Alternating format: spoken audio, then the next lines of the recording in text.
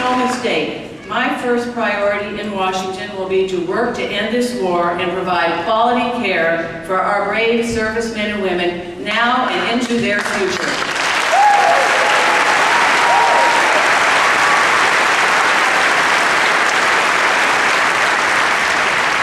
Bill Clinton and I agree that we need to provide quality, affordable health care for every American.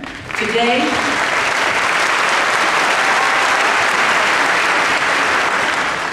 47 million Americans go without health insurance, and more than 9 million of them are children. Providing health care for kids isn't a political issue, it's a moral imperative.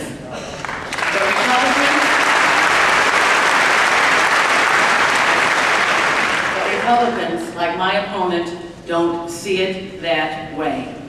President Bush's threatened veto of legislation that would expand health insurance for kids, and my opponent's support of that veto is shameful.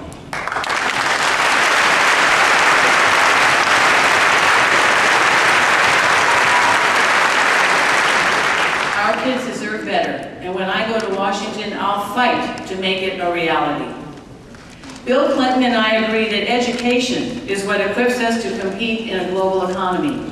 I've spent the last 9.5 years as an administrator and dean at Middlesex Community College, just up the street.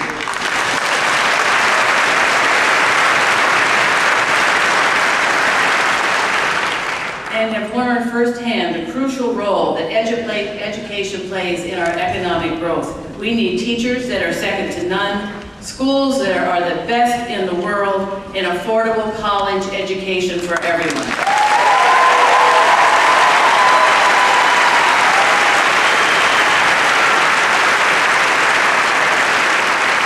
We can get there, but not if Republicans in Washington continue to stand in the way, worrying more about tax cuts for millionaires than helping the millions of Americans struggling to send their kids to college.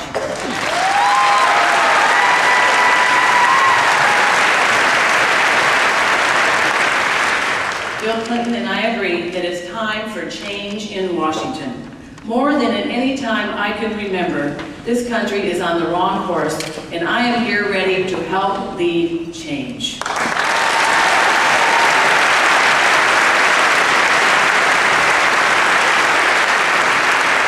We need to change the tone of politics in Washington. I grew up in a time when people like President Kennedy sought to inspire us, as indeed he did me. Now we have people like Karl Rove seeking to tear us down. After 7 years of George Bush and Dick Cheney, it's time for a new direction.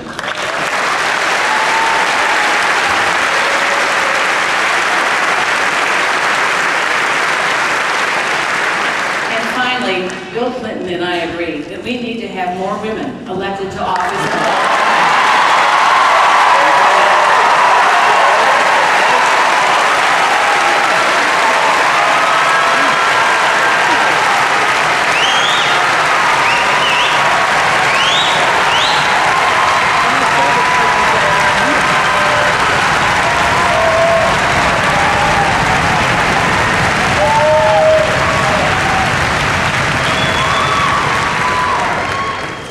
Focusing on a woman running for a different office.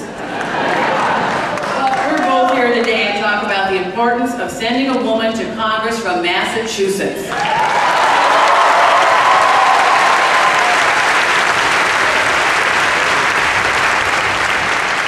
I've said many times, I'm running for Congress because I understand the great power and purpose of public office.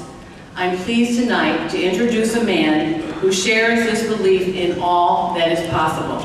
A man who led this nation to 8 years of unbridled economic growth. A man who understands how to make change a reality. A man who continues to serve the world, be it through working to help the victims of Hurricane Katrina or working to eradicate AIDS in Africa. A man who I am proud to call a fellow Democrat, and a man whose support I am so honored to have this evening. Ladies and gentlemen, the 42nd President of the United States, Bill.